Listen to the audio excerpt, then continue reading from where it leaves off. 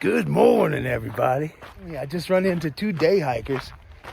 I can tell from a distance by the size of their packs.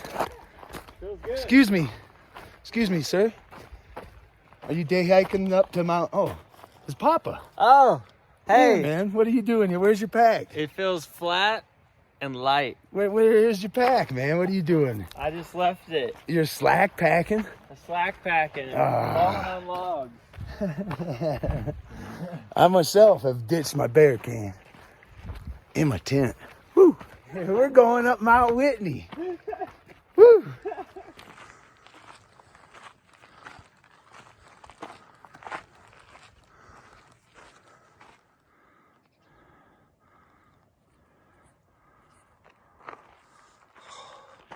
Timberline Lake. It's a beauty.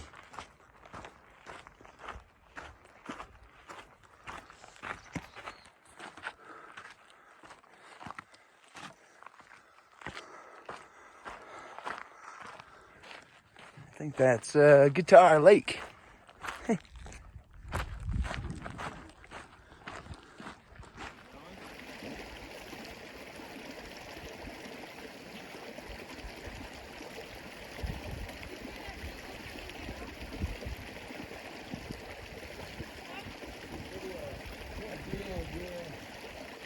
were doing the High Sierra Trail, something like that.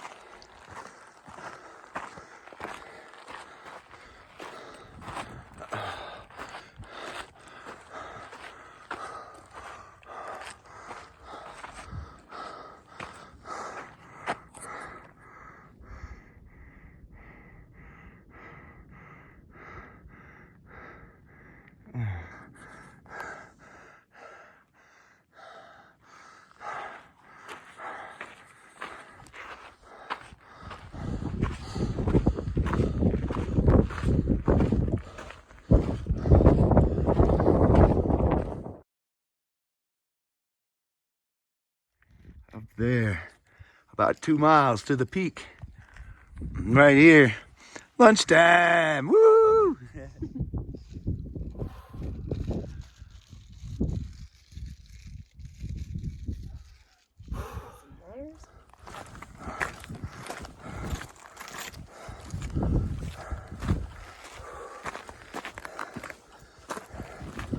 All right, I think over 13.5, and some of the Whitney's like 14.5 something. So it's about 1,000 more feet up over the next mile or so.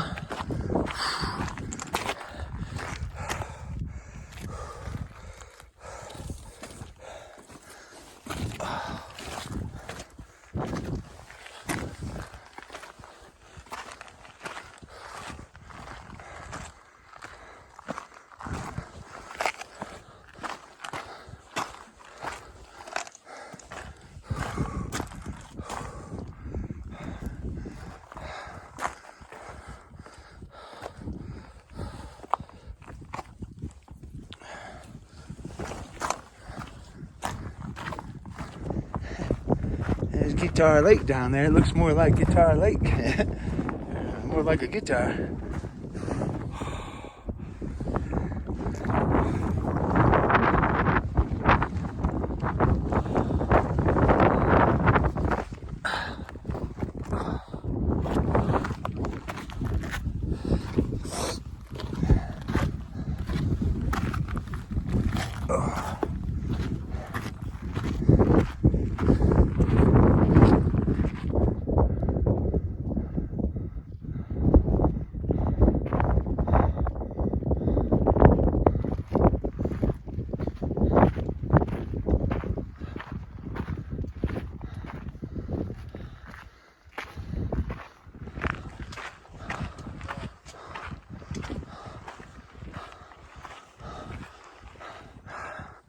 Here's the shelter. Yes.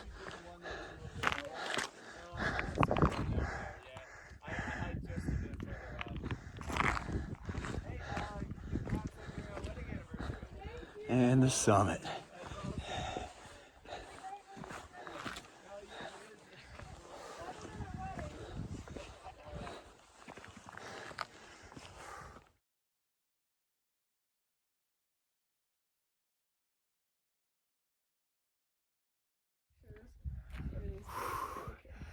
Ah, 2,600 miles. 50 to go. Woo! So years and years ago, I think it's too hazy, you can't see it, but way out there, one of the biggest peaks you see is Telescope Peak.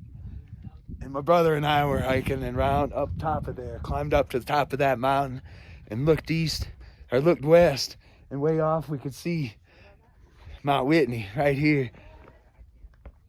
And now up here, looking that way, can't believe it.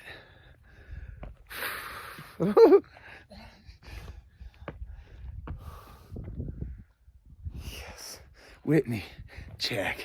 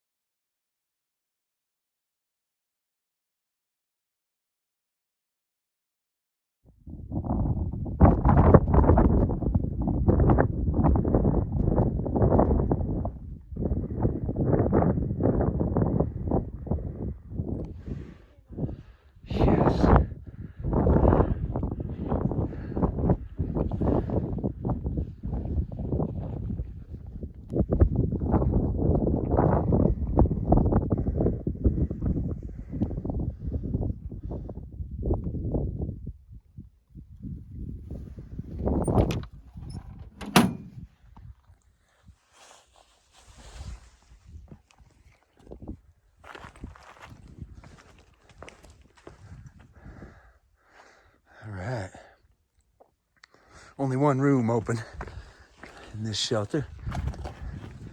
And yeah, it's a bit snowy. And now, the long walk, scramble, whatever, back down, all the way down to the campground.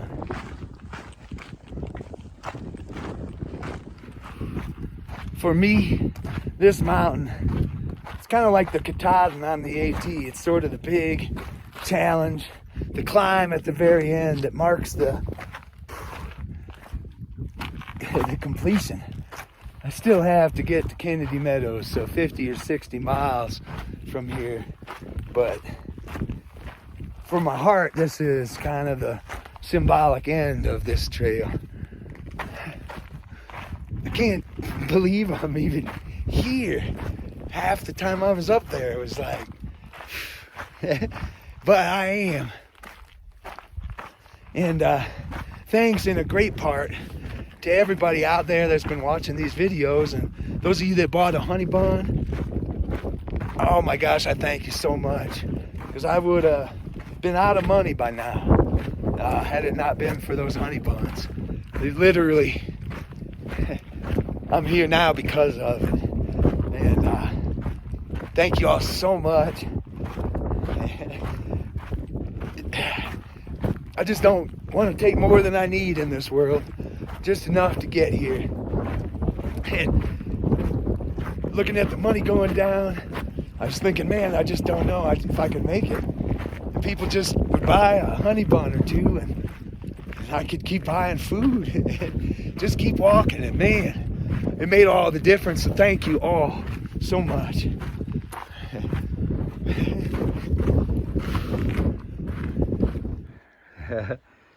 Things drop off pretty quick on this trail.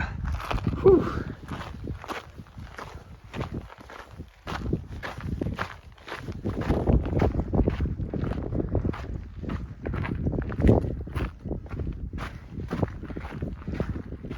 Yeah, Guitar Lake down there.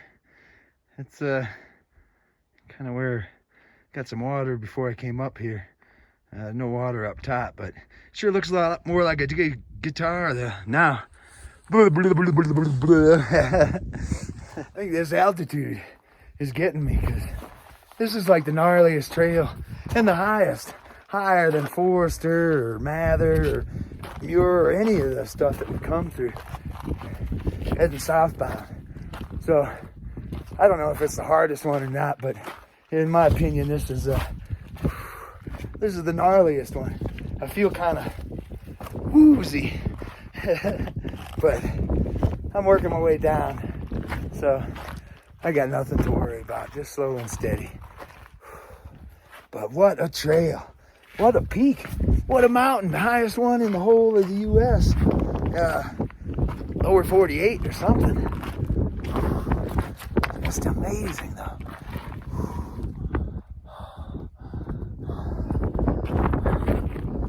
Woo!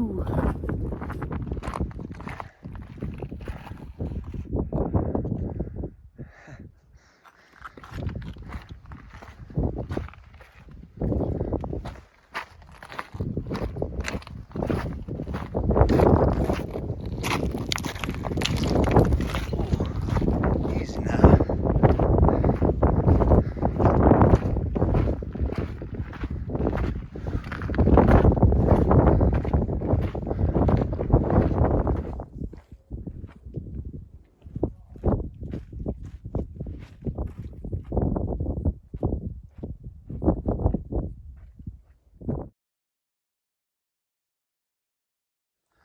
All right, back to the lunch spot and the junction.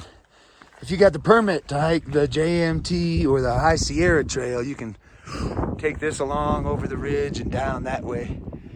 But PCT permit doesn't let you. You got to go this way and get back to the trail or by the Crabtree Ranger Station.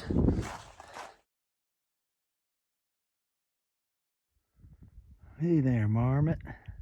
Hey. He's got a regal pose there on the rock, doesn't he? Oh, giving me the cold shoulder. Awesome.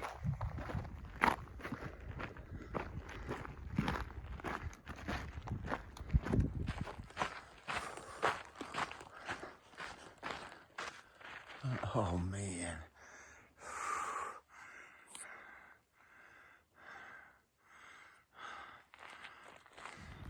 What a day. I'm particularly pleased to be here today. Because when we went in Sonora Pass and started in on the Sierras with them, they had their anniversary date, and it was kind of like, if we can make it to Mount Whitney on this day, they were gonna say some little vows and whatnot, and kind of crunch the numbers, and it was like, man, if we could maybe just do it. And we just busted all through the Sierras till dark every day practically, up and over so many magnificent peaks, across so many magnificently cold rivers and creeks. And we got here on the day. And so, as special as it was for me, it was extra fun to share a special day in a special place with two of the greatest people that I've met on this trail. And man, just doesn't get better than this.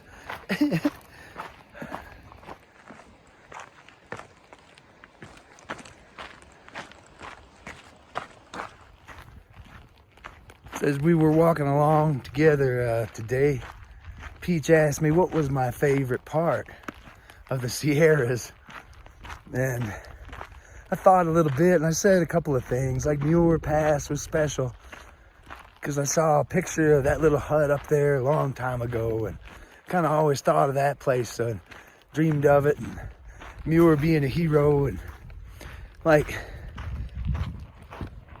couple of different parts, I think.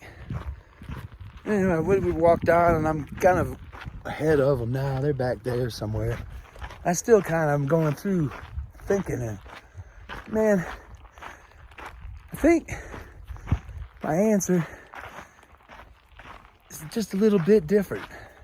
I think truly one of my favorite part of the Sierras was every night sitting on some dark mountaintop in the bitter cold, just wearing everything I own. Like literally everything I own, eating a sack of potatoes, and in the company of those two, of Peach and Papa. Like little headlamps on, and then for that first week, like my headlamp was broke, so I didn't have nothing to light, and just kind of stealing off of their headlamps. But just the conversation and just throwing ourselves on those mountains every day and pushing until there was just like nothing left. And then you kind of collapse, you get all your stuff on, and you share a meal. Like, and man, they had way better meals than I do. I think I had potatoes probably for the last 2 weeks every night. I think just sharing that meal in the evening, just sharing the company, my favorite part. And that would be my answer, Peach. Truly.